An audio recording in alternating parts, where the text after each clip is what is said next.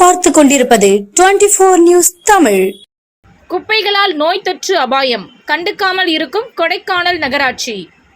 திண்டுக்கல் மாவட்டம் மலைகளின் இளவரசி என அழைக்கப்படும் கொடைக்கானலில் 24 வார்டு உள்ளன. நகர்ப்புறங்களில் மற்றும் கிராமப்புறங்களில் குப்பைகள் மேலாகி வருகின்றன. குப்பைகளை நகராட்சி பணியாளர்கள் எடுக்காத சூழ்நிலை உள்ளது. இதனால் நகர் மற்றும் கிராமங்களில் நோய் தொற்று பரவும் அபாயம் உள்ளது. கொடைக்கானல் சுற்றுலா பயணிகள் அதிகம் வரும் ஒரு சுற்றுலா தலமாக விளங்குகின்றது.